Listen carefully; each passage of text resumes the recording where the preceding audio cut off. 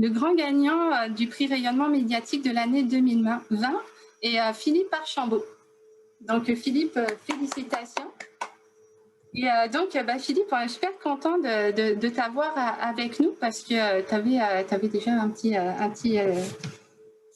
pas un petit empêchement, tu avais déjà prévu quelque chose. Donc on est ravis que tu aies pu te libérer pour participer à cette entrevue, puisqu'on va parler un peu de ta stratégie de communication, de tes sorties médiatiques que tu as réalisées en 2020. Donc, première question, en 2020, tu as réalisé beaucoup de sorties médiatiques. Laquelle te rend le plus fier et pourquoi?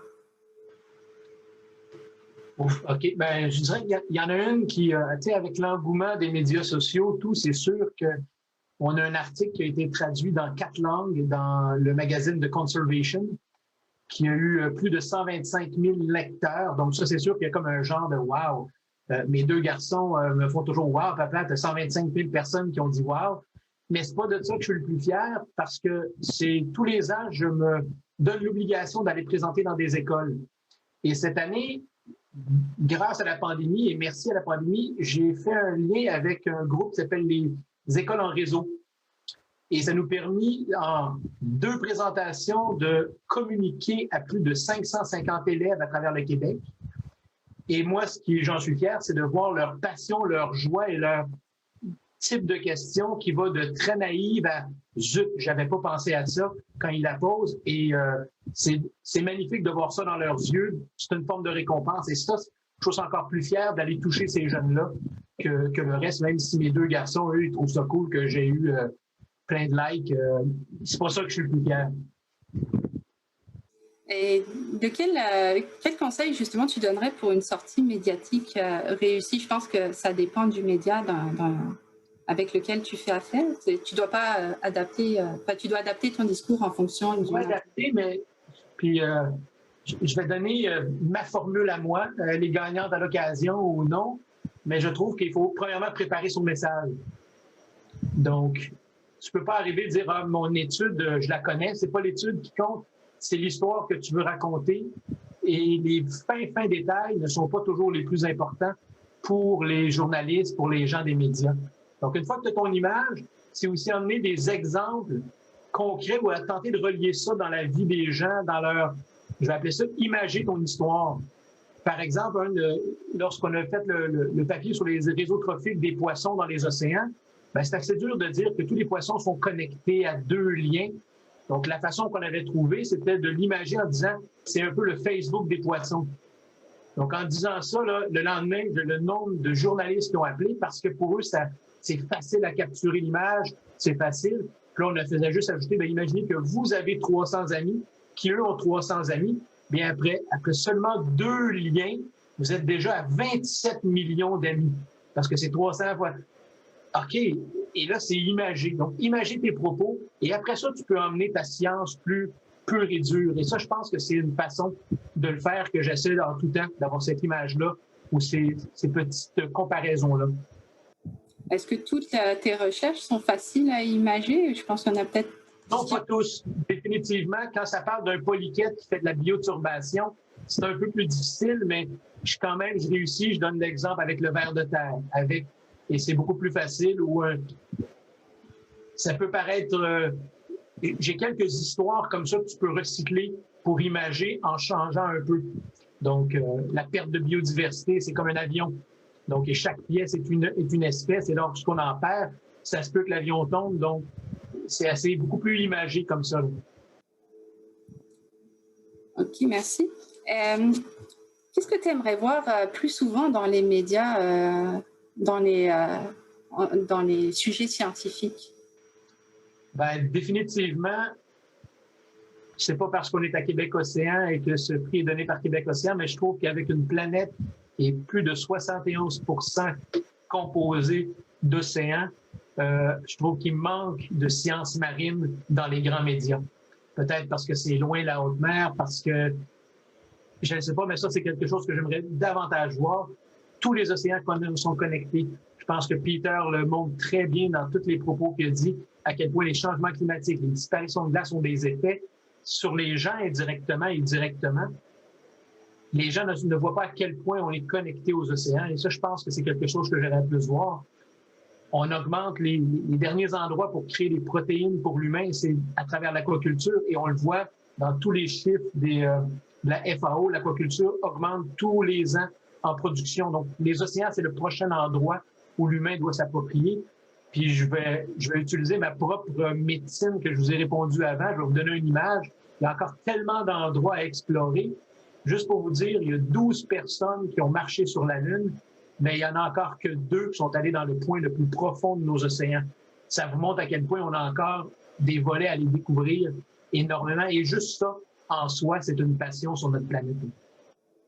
Est-ce que tu penses que des sujets sont plus traités par les médias que d'autres? Parce que notamment, je vais clarifier un peu l'idée que j'ai en tête.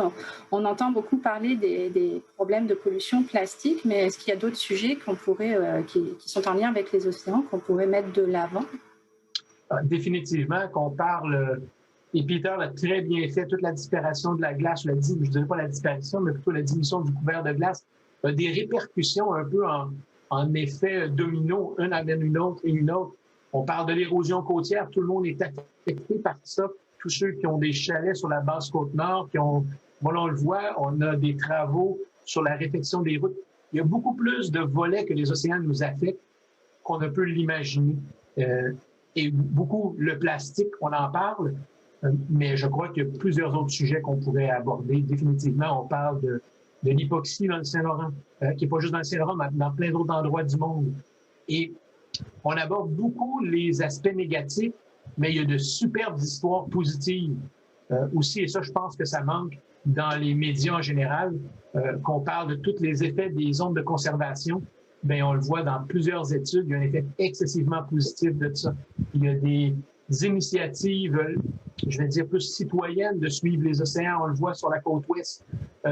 Ce sont des belles initiatives et on en parle trop peu, je trouve. Donc, il faudrait qu'on axe plus sur les nouvelles initiatives, ces initiatives-là. Oui. Oui. Définitivement.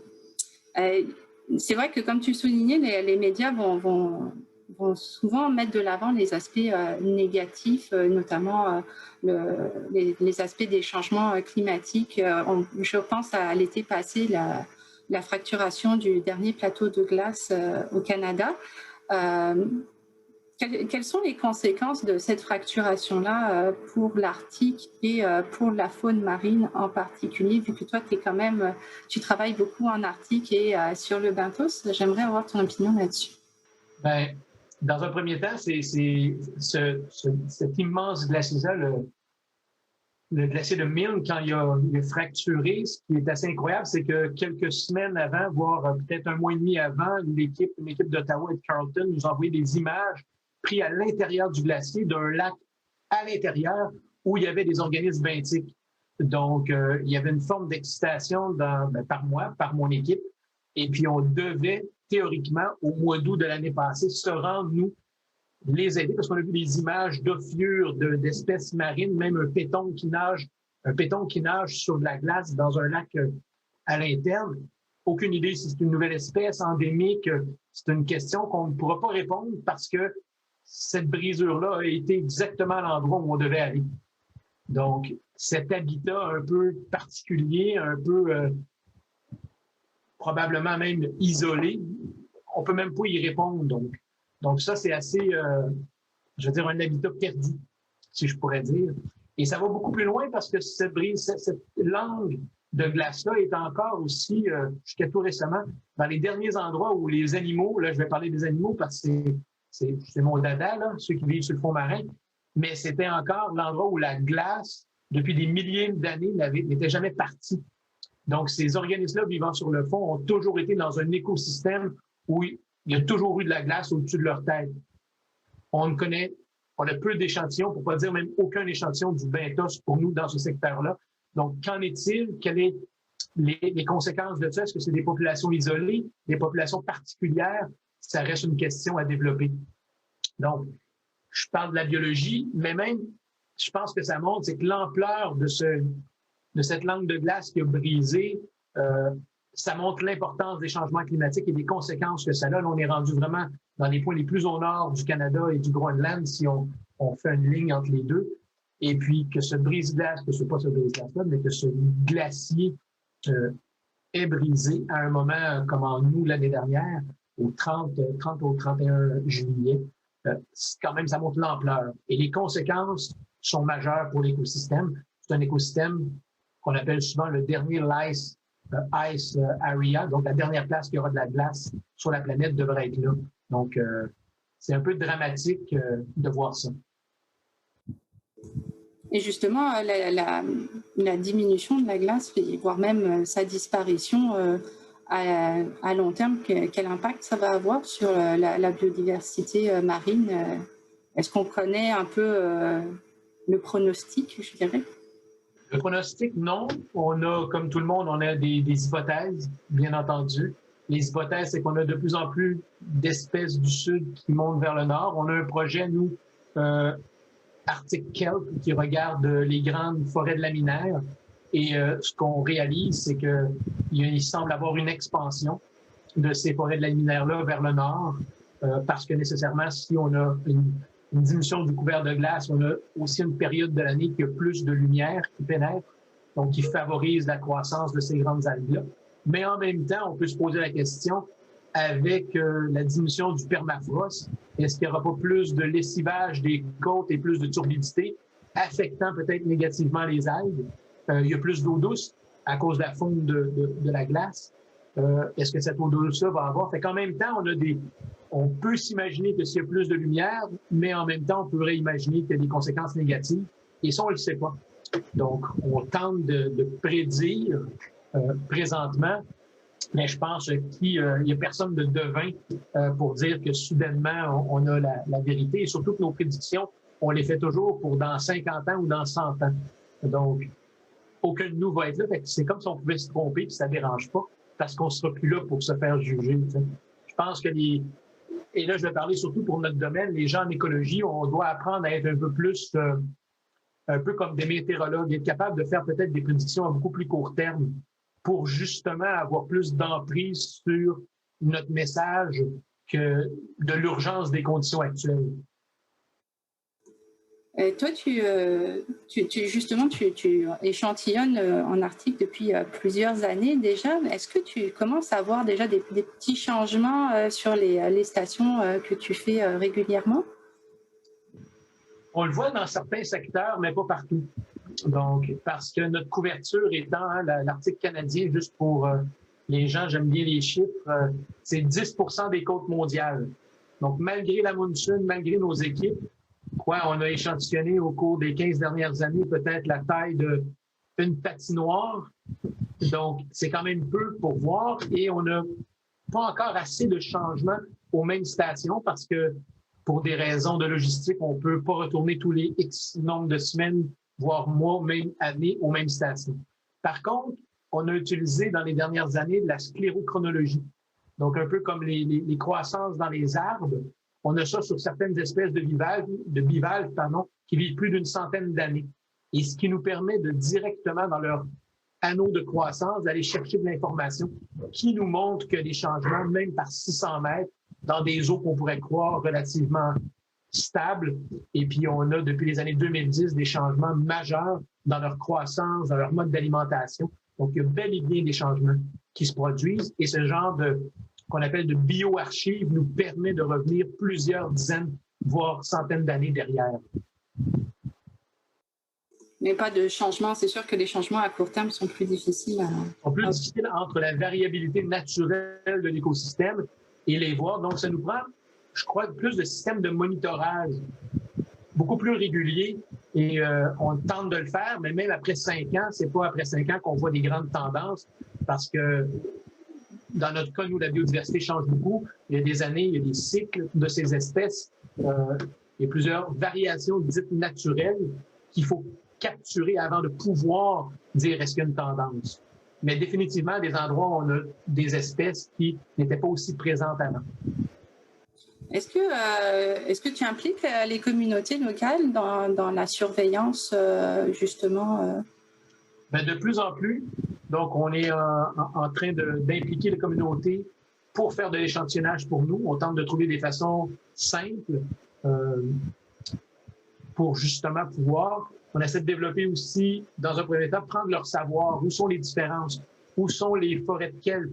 Plutôt que nous-mêmes les chercher à chaque fois, bien, je peux parler de Camille Lavoie, son projet de doctorat, bien, elle est en directe collaboration avec des gens de Resolute Bay pour nous dire, nous, on les a observés dans tel endroit. Et à répétition, ça nous permet de cibler. Même eux nous ont dit, lors des tempêtes, on a de plus en plus de, je veux dire des wrecks, j'ai juste le nom anglais, mais de débris d'algues qui s'échouent sur les côtes.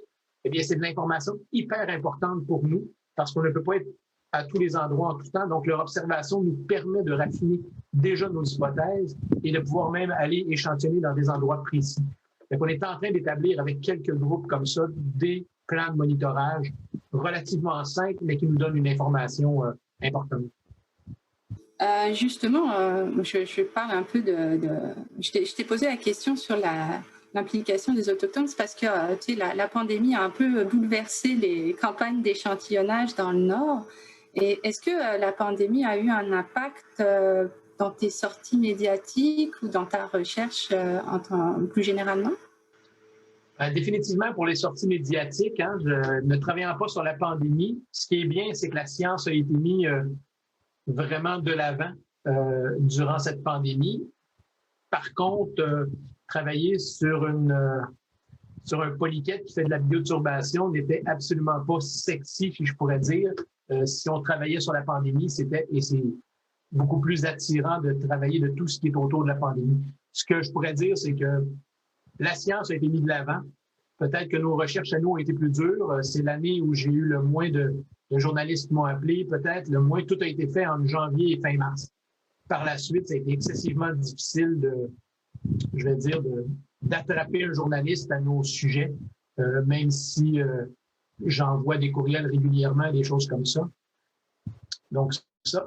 Et aussi, toutes les sorties en mer, tout ce qui est assez visuel et qui est attirant pour beaucoup de gens, on a peu eu, pour ne pas dire aucun. Donc, ça aussi, ça diminue énormément nos interventions. Donc, par exemple, Netflix veut faire une partie de film, une émission spéciale sur notre projet Arctique Kelp. Et présentement, ils nous ont remis à peut-être, j'espère pas au calendrier grec, mais ils nous ont remis l'année passée à cette année. Et cette année, ils nous ont dit on le remet à l'année prochaine. Et on verra, mais ça nous enlève énormément de visibilité. Là. Effectivement, cette année a été pas mal marquée. Enfin, l'année 2020 a été pas mal marquée par le traitement de la COVID. Et toi, ça t'a pas empêché quand même de faire quelques sorties. Puis, tu as participé à l'ouvrage, au livre La Terre, La Terre, la vie et nous. Parlons d'espoir et de solutions, en fait, qui offre une réflexion pluridisciplinaire sur les répercussions des changements climatiques. Et donc, justement, quels sont tes espoirs pour le futur par rapport au changement climatique? Est-ce que tu en as? Est-ce que tu avais parlé qu'il y avait justement des choses, des bonnes actions qui sortaient quand même, mais qui je sais à quoi tu fais référence ici. Donc, dans le livre, il y a un volet qu'on parle beaucoup de conservation et des actions qui ont été entreprises depuis des dizaines d'années. Et on le voit dans plusieurs secteurs qui portent fruit, dont les zones de protection marine.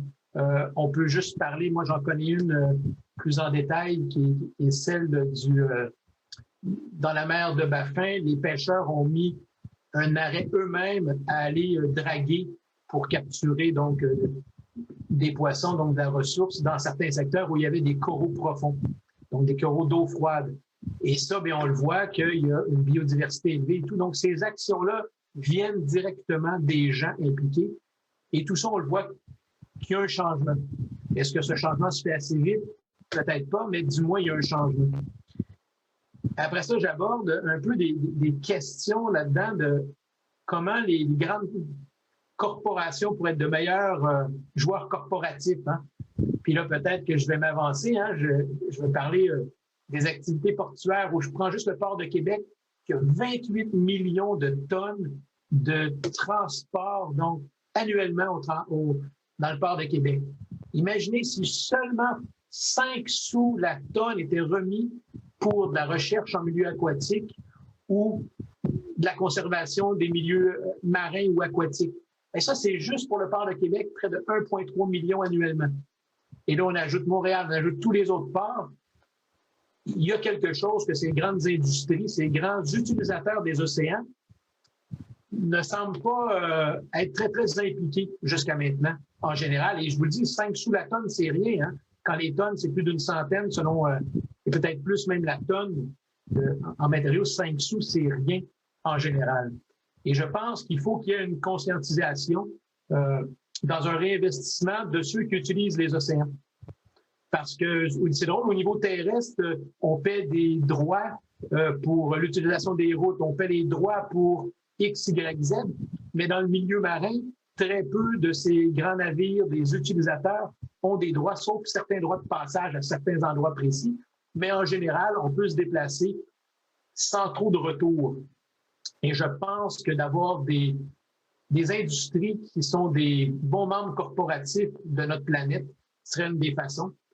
Tout comme les compagnies d'assurance qui investissent des sommes astronomiques et qui reçoivent aussi des sommes astronomiques au cas qu'il y ait des accidents.